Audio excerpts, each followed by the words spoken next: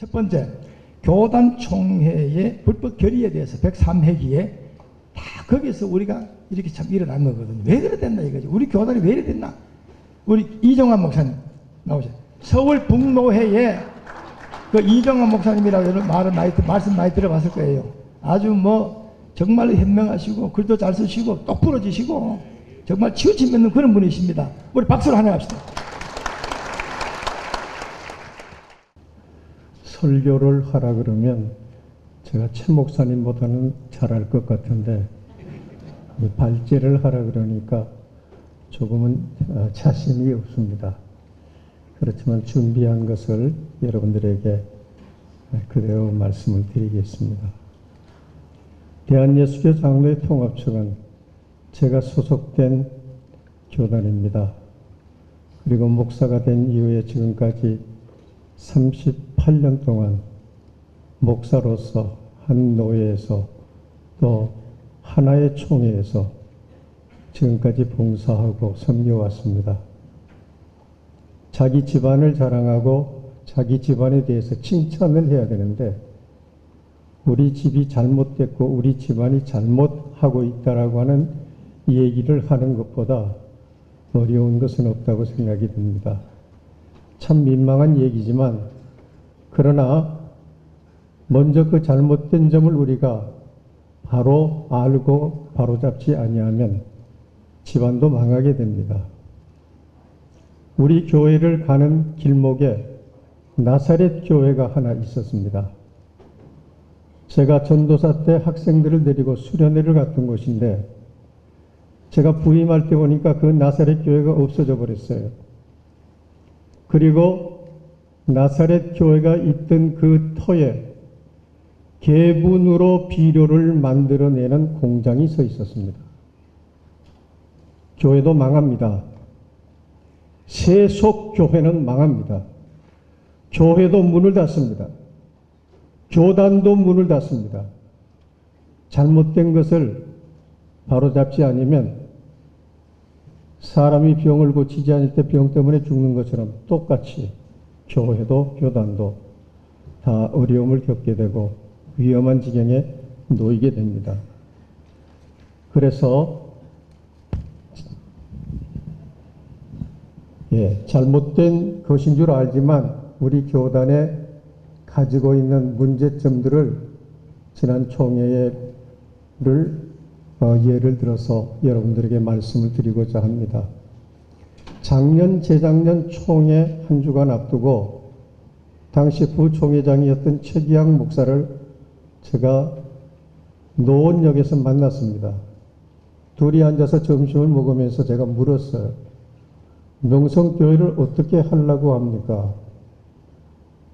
선배님, 명성교회 문제는 제가 중립에 서려고 합니다. 잘했습니다. 좋은 생각을 하셨습니다. 총회장이 이쪽 저쪽 어느 쪽에 기울어져 있으면 나중에 그 문제를 해결해 결정적인 시간에 해결할 사람이 없습니다. 총회장은 총회 보루입니다. 그러니까 최종적으로 뭔가를 선택해야 될 때가 오면 그때에 최 목사님이 나서서 이 문제를 잘 해결하시기를 바랍니다. 그리고 헤어졌습니다. 그리고 한 주간 뒤에 총회가 열렸어요.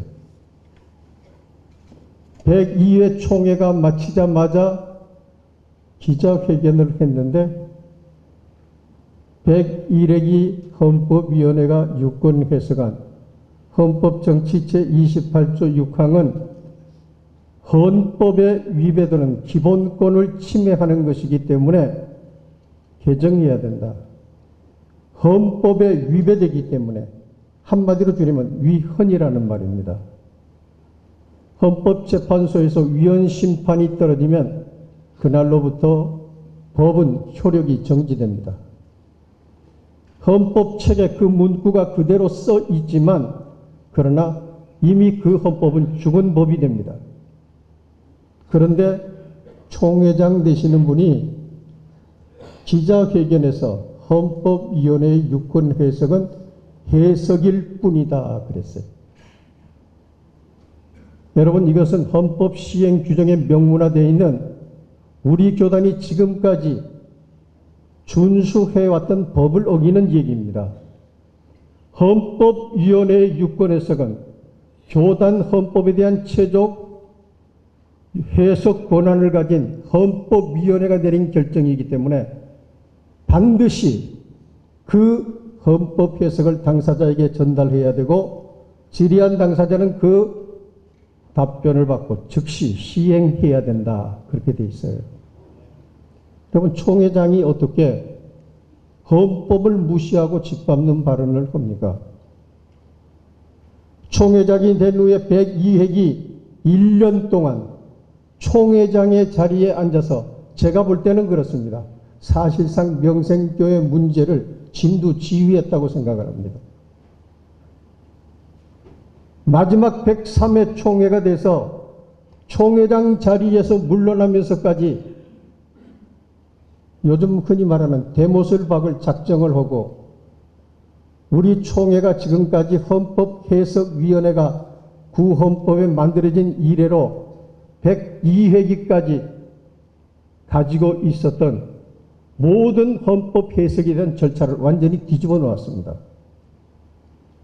총회장 아니라 누구라도 헌법위원회 유권 해석을 총회에다가 내놓고 총회가 해석을 해달라고 할 수가 없습니다. 그런데 바로 그 일을 해서 103회 총회는 시작부터 명성교회, 마치는 마지막 날도 명성교회, 그래서 명성교회로 103회 총회는 끝났어요. 헌법위원회 유권 해석에 보고를 받느냐, 경과보고를 여러분, 총회가 경과보고는 지나간 거예요. 경과보고는 끝난 겁니다. 경과보고를 받느냐 안 받느냐, 안 받든 상관없어요. 왜? 지나간 거니까. 그래서 경과보고를 받는 겁니다. 총회가 결의로 채택하는 것은 각부위원회가 올리는 청원권이에요. 청원권을 받아들일 거냐 말 거냐, 그거는 회원들의 권한이에요. 그러나 경과보고는 그냥 받고 지나가는 겁니다. 그러기 때문에 회의안을 펴보면서 회의안에 기록된 이 유인물대로 받기로 동의합니다. 읽어보지도 않고 지나가 버리는 거예요. 그런데 헌법위원회 보고가 해석했다는 경과보고를 하는 겁니다. 우리가 이렇게 했습니다라고. 그걸 총회에다 내놓고 무슨 찬반 투표를 하고 보고를 받느냐 안 받느냐 하는 것을 놓고 갑론을박을 하고 많은 시간을 할애하고, 또 회장은 그것을 표결에 붙여서 투표까지 하는, 저는 지금까지 총회를 다니면서 이런 꼴을 처음 봤습니다. 제가 어느 총회장에게 그런 편지를 썼어요. 총회장 할 능력이 없으면 지금이라도 그 자리에 내려와라. 당신 때문에 교단이 망해서는 안 된다. 여러분, 노회장, 총회장 다 중요하지만요, 좀 배워가지고 했으면 좋겠어요. 대단히 송구스러운 말씀이지만은, 선무당이 뭐 한다는 얘기 여러분 잘 아시잖아요?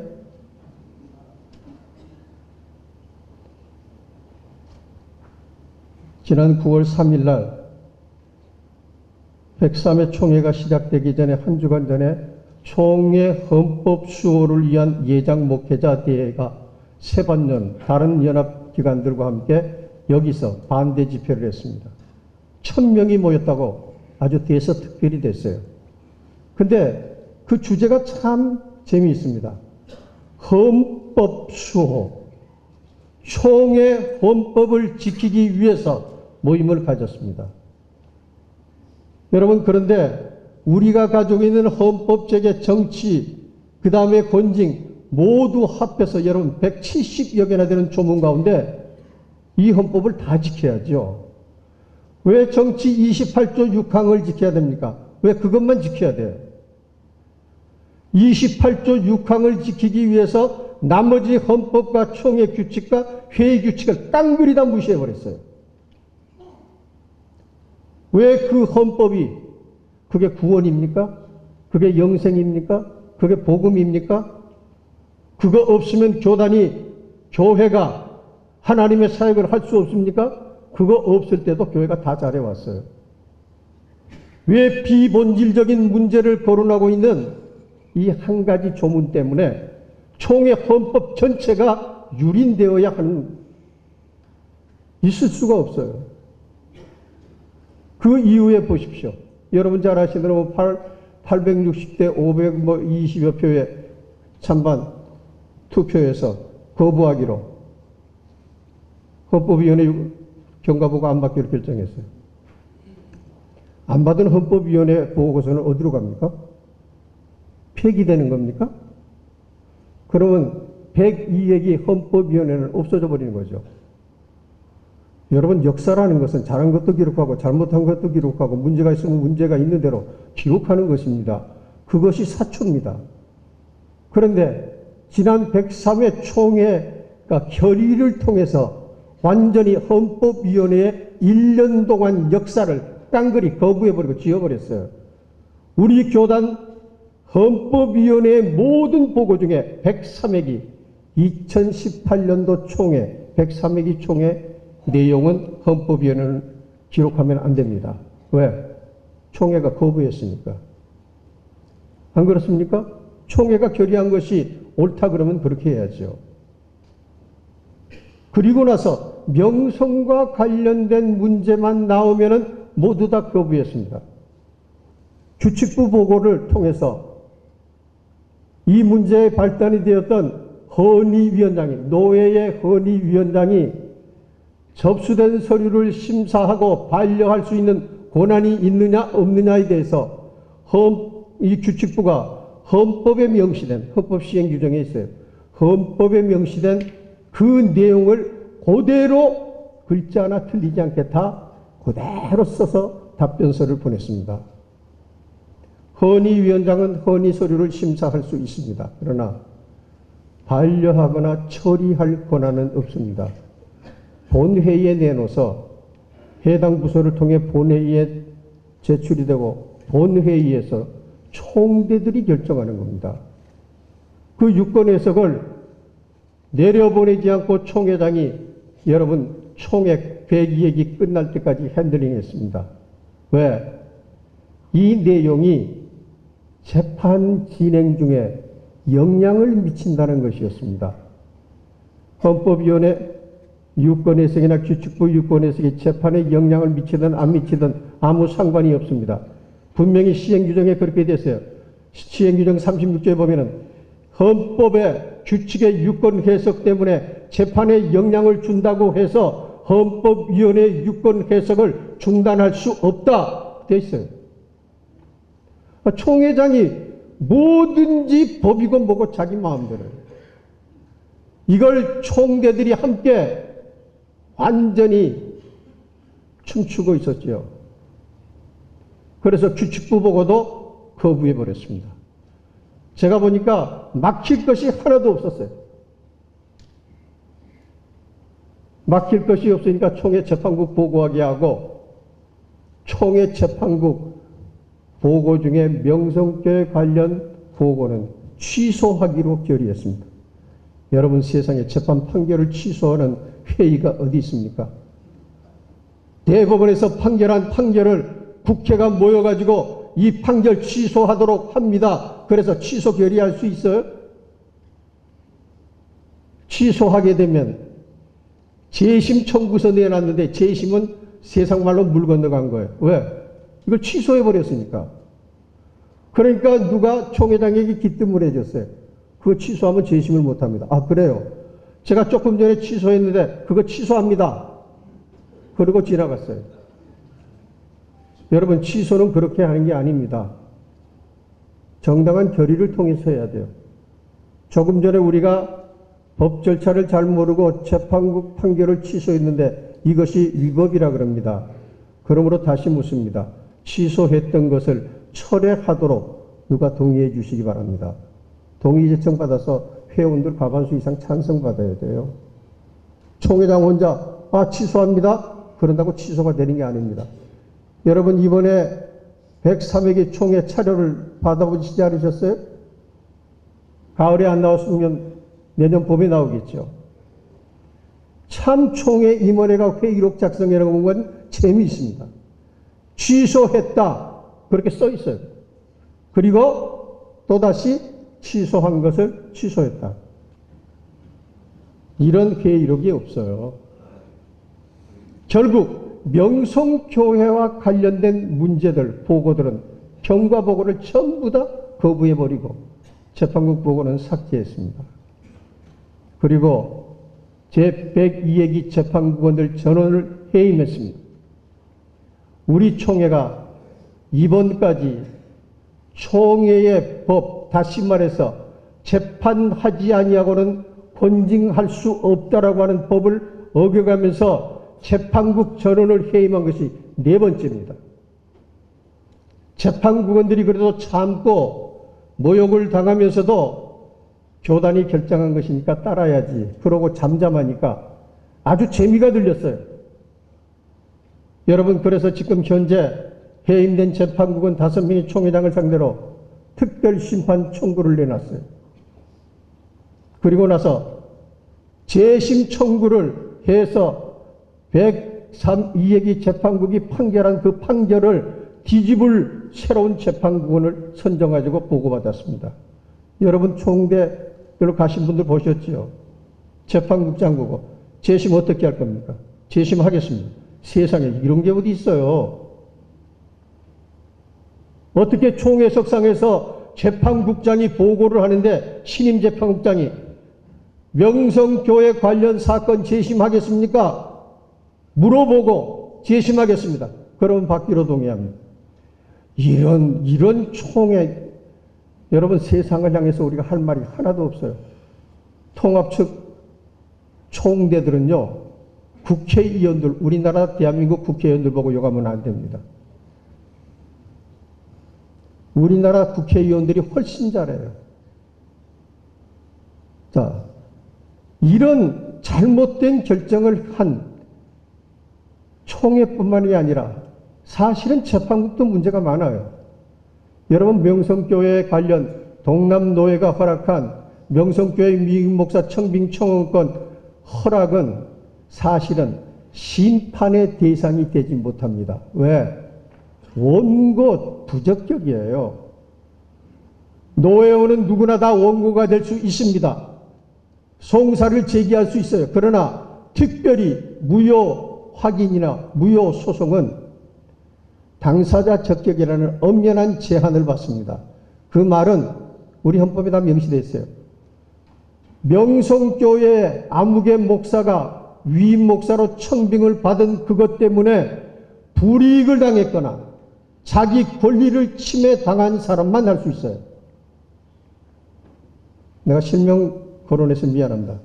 김수원 목사가 김한호 목사 명성교회 목사 되는데 뭐 손해본 게 있어요?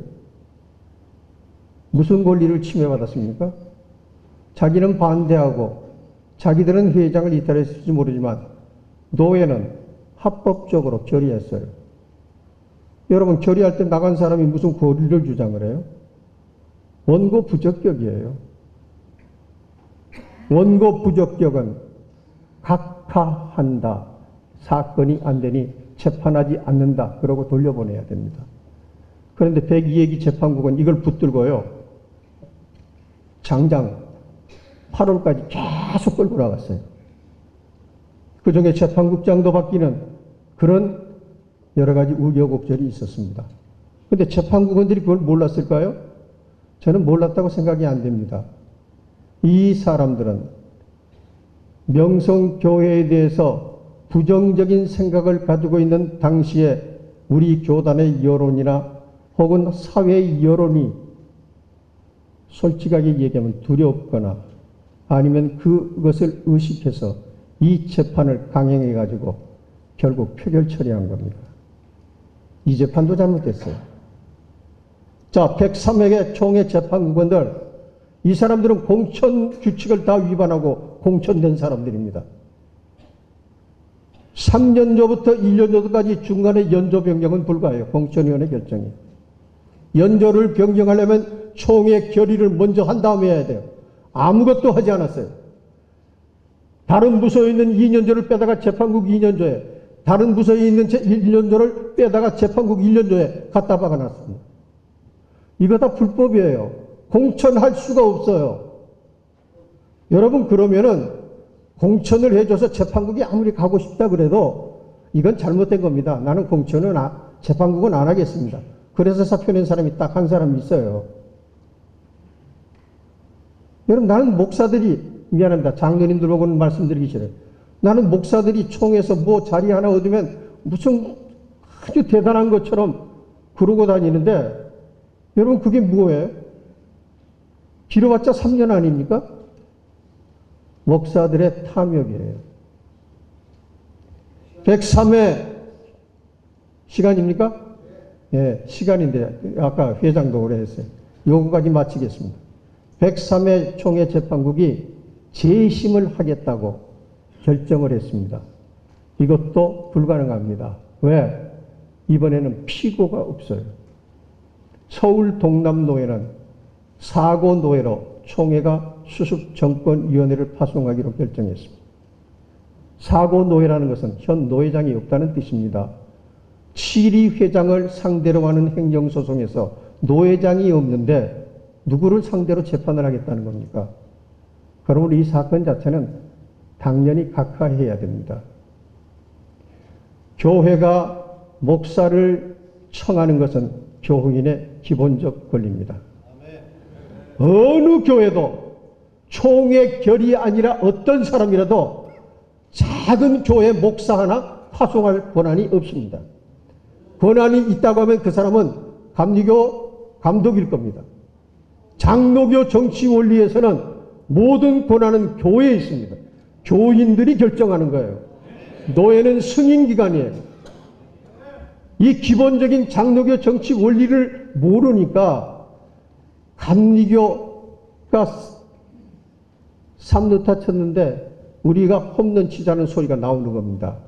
감독 정치와 장로교의 대의 민주주의도 구분도 못하고요. 이상입니다.